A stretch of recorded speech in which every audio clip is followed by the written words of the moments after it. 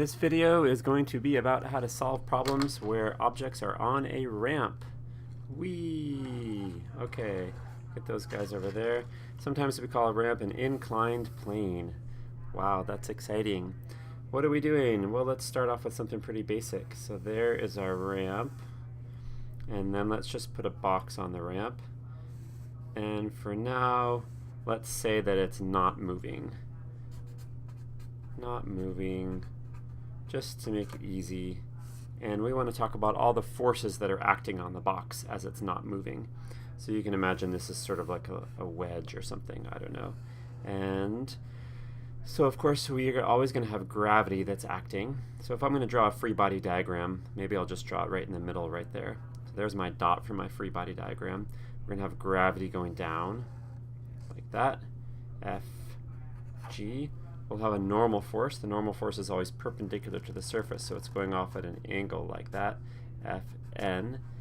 It's not moving, so there's got to be a friction force, and the friction force is going to be pulling it up the ramp like this, F, right? So that's the situation. What we want to do is be able to calculate and solve some things with this. So I want to show you, for example, how to break up this gravity vector into components, or figure out what coefficient of friction is necessary to keep this box going, or what is the friction force, what is the normal force, problems like that. Good. Let's go to a new sheet of paper and we'll redraw this free body diagram. Oh, sorry, one thing I want to point out is we're going to have this be the angle right there that we talk about on the ramp, just like that. It's going to turn out that this angle is going to show up over here as well, and so just keep that in mind, that's the angle. So I'm going to get a new paper and we'll do a new free body diagram without the ramp in the way. That looks basically the same as the other. There we go. There's our box. We had gravity going down like this. So I'm going to actually draw FG there. We have the normal force going up like that. And then we have the friction force going this way. F friction. Now usually what we do is we take the things that are going off at funny angles and we break them down into components. But because these two things are already at right angles to each other, we're going to shift our perspective a little bit. We're just going to take this whole thing and go zoop and turn it like that, so that now the normal force and the friction force are going in our x and y directions, and gravity is kind of going at a funny angle. It's like, wait, how can you do that? Well, we're not exactly going to shift it like that, but what we'll do is we'll take our axes, and I showed you this in class a little bit. We're going to make our axes go x and y like this. So this is going to be the x direction and this is going to be the y direction. And it's equivalent to just shifting things like this, but gravity's still going to be pointing down like that for us. What that means is that the gravity is actually the one that's going off at a funny angle, so we want to break this thing into components. So I'll show you how this goes, and you'll just need to practice it a few times before you'll really get it and before it makes sense. Let's move that little, right? Okay, so what we're doing is we're going to make this the hypotenuse of a right triangle, and the legs of the right triangle, one of them is going to be in this direction, one of them is going to be in this direction. So we need to make a leg in this direction and a leg in this direction. So let's do this. Here we go. There's going to be one leg of gravity going like that. So I'm going to call that FG in the y direction. And then another piece of it's going to be like this. So that now we have FG in the x direction.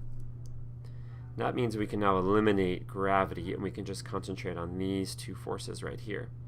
So let me redraw this free body diagram, because this one's kind of floating out in the middle of nowhere, and I want to show you that this one is really acting on the object itself. So let's redraw this free body diagram, and we'll leave gravity out, and we'll leave FGY and FGX in. So we have here, we have normal force going this way, Fn. We've got friction going this way, Ff. We've now got gravity going this way, Fgy, and we've got an Fgx, like that. Right, now you can see how shifting it really made a lot of sense. All the forces are perpendicular to each other. So what can we do with this? Well, we can always do things in the y direction and the x direction. So here we go, x direction, y direction. What do we have in the x direction? Remember, this object was at rest, so we know that FGX, that's how much of gravity is pointing down the slope. A little bit of gravity is pointing down the slope, and a little bit of gravity is pulling into the slope. So this part of gravity is pulling down the slope, and that has to be equal to the friction force. So let's write that down. FGX equals FF, right? Because it's not moving. So we know that's equilibrium in the x direction. Also equilibrium in the y direction. Fn equals FGY. This is another situation where the normal force does not equal gravity. So this does not equal this, right? The normal force actually equals this component of gravity right there, which is going to depend changing on the angle. So speaking of angle, remember this angle back over on this page right here? It turns out, and you can do the geometry if you want to, that that is actually this angle right there. It's the same angle. That angle there is the same as that angle there. So if we know that this is 30 degrees or 45 or whatever it is, then over here, this is the same angle right there, 30 degrees or 45 or whatever it is that you want to be, right? Let's do a practical example, right? It's nice to get some numbers going. So we'll refer back to this in a minute. Let's say that we have a slope, and let's say the angle is 45 degrees. I guess I didn't really draw that like 45 degrees, but that's fine. And I have a box here that's not moving. We'll make the box 15 kilograms. And the question for this is going to be, how about what is mu s? And then I'll put not moving.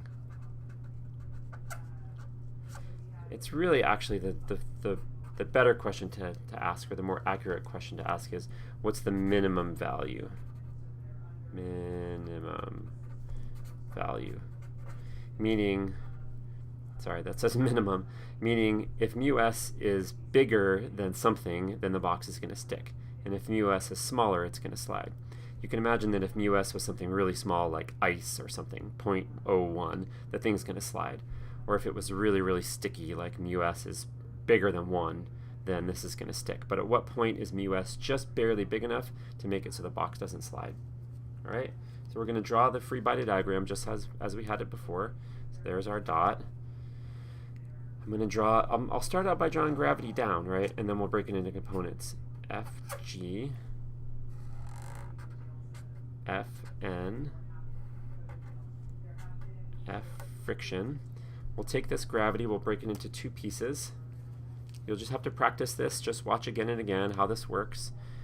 One piece goes this way, Fg y direction. One piece goes this way, Fg x direction. Going to set up the same system of equations that we just did. Oh, sorry, just as a little aside, this one we know is 150 newtons, right? Because that's the weight of that box. And because we know that this is 45 degrees, sorry, that's a little bit messy, we know that this one is actually going to be 150 over root 2 newtons, and this one is going to be 150 over root 2 newtons. And let's figure out what those values are. Oops, clear that away. 150 divided by square root of 2. So this is 106, and this is 106 newtons. Good, so we can get those values just like that. Remember, I'm really trying to figure out what is mu s. So I'm just going to, in physics problems, sometimes you just go with it. You just write stuff down that you know what to do, and hopefully the right answer will be there. So what do? Keep them separated. X direction, y direction. Good. X direction means the friction force and FGX. Remember FGX, you could write that up here if you wanted to. FGX is right there. FG in the x direction. Those have to be equal to each other. So FF equals FGX, just like we did on the other page. In the y direction, we know that the normal force is FGY. Okay, how are we going to bring mu into this? Recall that we have an equation that says that the friction force is mu, and I'll put mu s, times the normal force. So let's substitute that in over there, And we'll rewrite this one down here to say mu s times Fn equals Fgx. Okay, great. So do we know mu s? Nope, that's what we're trying to find. Do we know normal force? Well, we sort of do, because it's equal to Fgy. Do we know Fgx? Yeah, we do. So we know numbers for all these things. Let's do it over here. Mu s, that's what we're looking for, times the normal force. The normal force is just Fgy, right? Fgy is the normal force, so those are equal. Fgy is here, 106 newtons, equals Fgx. Fgx is also 106 newtons. Interestingly enough, mu s here turns out to be 106 newtons divided by 106 newtons, which is 1. Right? Just like that. Oh, sorry, you got cut off a little bit there. There's where we're going. Right, so this mu s, the minimum mu s is going to be 1 if the angle is 45 degrees. So that's how you solve friction problems like that. Now there could be a bunch of different questions that you could ask. What's the normal force? What's the friction force? How much does something weigh before it's not going to slide? There's lots of different types of questions. Actually, that last one's sort of an interesting question.